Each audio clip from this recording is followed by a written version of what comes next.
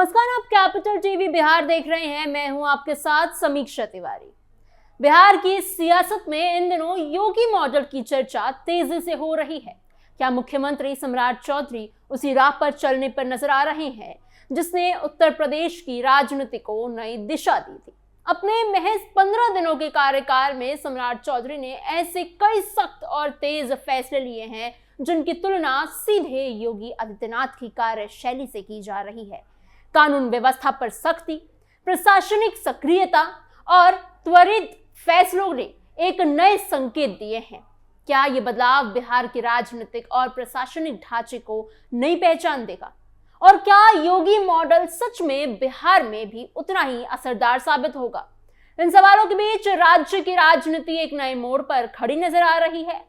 आज की special story में हम आपको बताएंगे, समझेंगे और जानेंगे कि सम्राट के 5 बड़े फैसले जो योगी मॉडल जैसे हैं और बिहार की नई तस्वीर में बदलाव के रंग भर रहे हैं। बने रहिए वीडियो के अंत तक।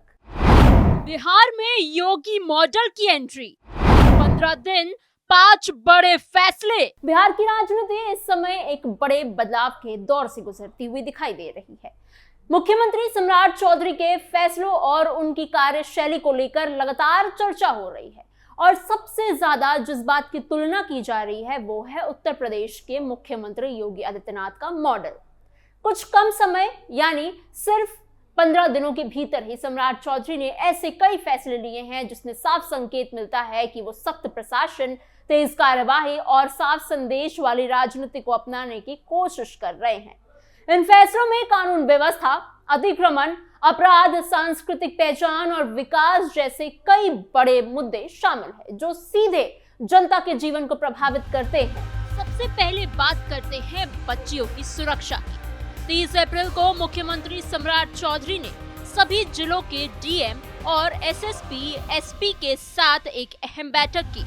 इस बैठक में उन्होंने बच्चियों के साथ होने वाली ज्यादती और छेड़खानी के मामलों पर सख्त कार्रवाई करने का साफ आदेश दिया। उन्होंने साफ कहा कि ऐसे मामलों में किसी भी तरह की ढिलाई बर्दाश्त नहीं की जाएगी। इसके बाद सरकार ने कई कदम उठाए। अब गर्ल्स स्कूल, कॉलेज और कोचिंग संस्थानों के आसपास महिला पुलिसकर्मी तैनात रहेंगी। अब ये तैनाती सिर्फ वर्दी में ही नहीं बल्कि सादे कपड़ों में भी होंगी ताकि संदिग्ध लोगों पर नजर रखी जा सके। अगर कहीं कोई संदिग्ध गतिविधियां दिखती हैं तो उस पर तुरंत कार्रवाई की जाएगी और छात्राओं को मौके पर ही सुरक्षा और मदद दी जाएगी। इसके साथ ही सरकार ने महिला सिपाहियों के लिए 1500 स्कूटी खरीदने का फैसला भी कैबिनेट में लिया है ताकि महिला पुलिसकर्मी आसानी से गश्त कर सके और समय पर घटनास्थल तक पहुंच सके। महिला हेल्पलाइन डायल 112 को और ज्यादा मजबूत करने का आदेश भी दिया गया है ताकि किसी भी परेशानी में तुरंत मदद मिल सके। इन फैसलों की तुलना सीधे उत्तर प्रदेश में 2017 में शुरू किए गए एंटी रोमियो स्क्वाड से की जा रही है। उस समय योगी आदित्यनाथ ने साफ कहा था कि बच्चियों से छेड़खानी करने वालों को बख्शा नहीं जाएगा। उनका बयान भी काफी चर्चा में रहा था जिसमें उन्होंने कहा था कि जो लोग ऐसी हरकत करेंगे उनके लिए सख्त कार्रवाई की जाएगी। सम्राट चौधरी का अपराधियों को माला पहनाने वाला बयान भी उसी सख्ती की झलक देता है और यही वजह है कि लोग इसे योगी मॉडल से जोड़कर देख रहे हैं। अब बात करते हैं दूसरे बड़े फैसले जो है बुलडोजर नीति। सम्राट चौधरी के नेतृत्व में बिहार में अतिक्रमण के खिलाफ अभियान तेज हुआ है। राज्य के कई शहरों जैसे पटना और मुजफ्फरपुर में सरकारी जमीन पर किए गए अवैध कब्जों को हटाने के लिए बुलडोजर चलाया जा रहा है, जिससे कि एक तरफ सरकार की सख्ती दिख रही है तो वहीं दूसरी तरफ कुछ लोगों में नाराजगी भी देखने को मिल रही है। हालांकि बिहार का ये बुलडोजर एक्शन उत्तर प्रदेश में थोड़ा अलग है। यूपी में जहां बुलडोजर अपराधियों के घरों पर भी चलता है, वहीं बिहार में अभी ये कार्रवाई मुख्य रूप से सरकारी जमीन पर कब्जा करने वालों के खिलाफ ही हो रही है। सम्राट चौधरी ने सार्वजनिक मंचों से साफ चेतावनी दी थी कि भू माफियाओं को और अपराधियों को अवैध संपत्तियों पर कानून का बुलडोजर जरूर चलेगा। कोर्ट के आदेश और प्रशासन की सख्ती के कारण हाल के दिनों में ही अतिक्रमण हटाने की कार्रवाई में तेजी आई है। 28 अप्रैल को तारापुर में एक सभा के दौरान उन्होंने एक ऐसा बयान दिया जिसने इस मुद्दे को और चर्चा में ला दिया है। उन्होंने कहा कि एक हफ्ते पहले उनके अपने तारापुर वाले घर पर बुलडोजर चला था और उनके घर की सीढ़ियां तोड़ दी गई थी। उन्होंने ये भी कहा कि अगर उनका घर टूट सकता है तो किसी और का कैसे बच सकता है। उन्होंने साफ किया कि अगर किसी का मकान निजी जमीन पर बना हुआ है तो कोई समस्या नहीं है, लेकिन अगर वो सरकारी जमीन पर बना है तो उसे हटाया ही जाएगा। उन्होंने ये भी कहा कि उनका लक्ष्य एक सुंदर और विकसित बिहार बनाना है और इसके लिए एक सख्त फैसले की जरूरत है। तीसरा बड़ा फैसला है कानून व्यवस्था को लेकर पुलिस को दी गई खुली छूट। मुख्यमंत्री बनने के बाद सम्राट चौधरी ने बिहार पुलिस को साफ निर्देश दिया था कि अपराधियों के खिलाफ सख्त कार्रवाई की जाए और कोई दोषी बचना नहीं चाहिए। इसका असर भी जमीन पर दिखने लगा है। सुल्तानगंज हत्याकांड के आरोपी रामधनी यादव की एनकाउंटर ने इस बात को और ज्यादा स्पष्ट कर दिया है। पुलिस ने उसे सीने में 4 गोलियां मारी हैं।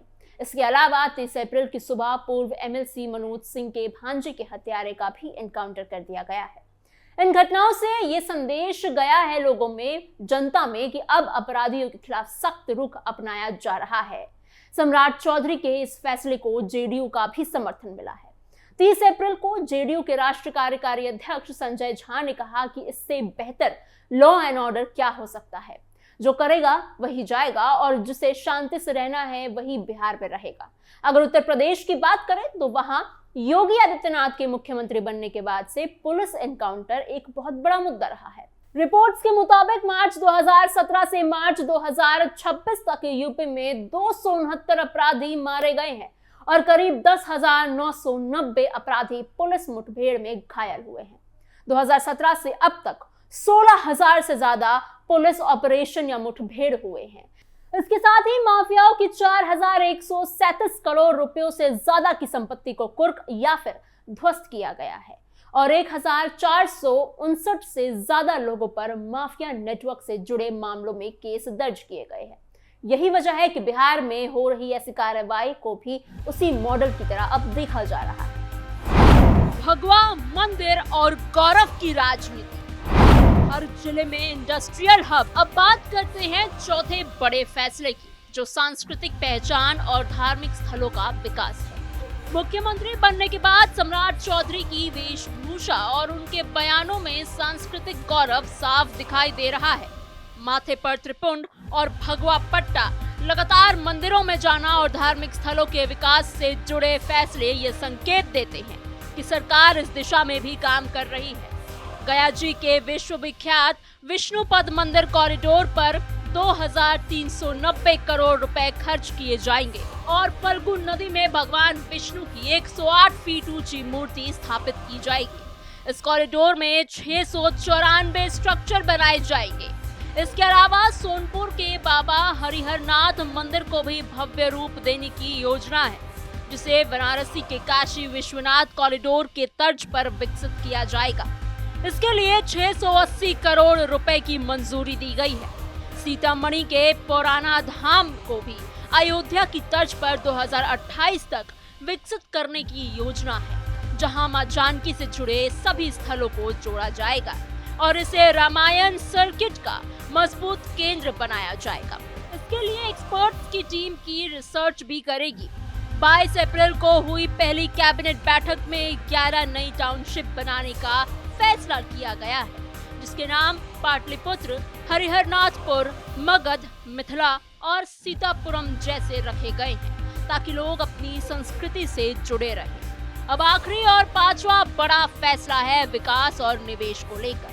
24 अप्रैल को विधानसभा में मुख्यमंत्री सम्राट चौधरी ने कहा कि सरकार अपने 1 साल के कार्यकाल के भीतर यानी नवंबर 2026 तक बिहार में 5 लाख करोड़ रुपए का निवेश लाने का लक्ष्य रखती है।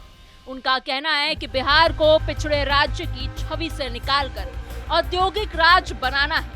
30 अप्रैल को डीएम और एसपी के साथ हुई बैठक में उन्होंने सभी जिलों में इंडस्ट्रियल हब बनाने और बिजनेसमैन की सुरक्षा देने की बात भी कही है। 29 अप्रैल को बिदुलपुर से दिगवारा, बक्सर, आरा, मनेर और सारण डुमरिया घाट के बीच नए गंगा पथ और ग्रीनफील्ड प्रोजेक्ट्स को PPP मोड पर विकसित करने की संवैधानिक मंजूरी दी गई है, जिससे कि बिहार में उत्तर से दक्षिण और पूर्व से पश्चिम तक कनेक्टिविटी बेहतर होगी और व्यापार को और ज्यादा बढ़ावा मिलेगा।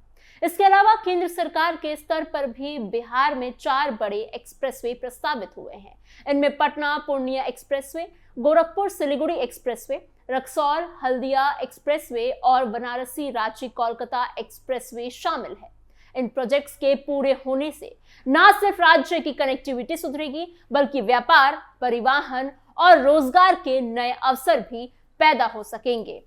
इन सभी फैसलों को अगर एक साथ देखा जाए तो ये सिर्फ नजर आता है कि सम्राट चौधरी एक सख्त, तेज और परिणाम देने वाली प्रशासनिक छवि बनाने की कोशिश कर रहे हैं। चाहे वो बच्चियों की सुरक्षा का मुद्दा हो, अतिक्रमण हटाने की कार्रवाई हो, अपराधियों पर सख्ती हो, सांस्कृतिक पहचान को मजबूत करना हो या फिर बड़े स्तर पर विकास और निवेश की योजना करना, हर जगह एक आक्रामक और स्पष्ट नीति दिखाई देती है। और यही वजह है कि उनकी तुलना लगातार योगी आदित्यनाथ के मॉडल से की जा रही है। अब देखने वाली बात यह होगी कि क्या ये मॉडल बिहार में भी उसी तरह से काम करता है जैसे उत्तर प्रदेश में देखने को मिला था।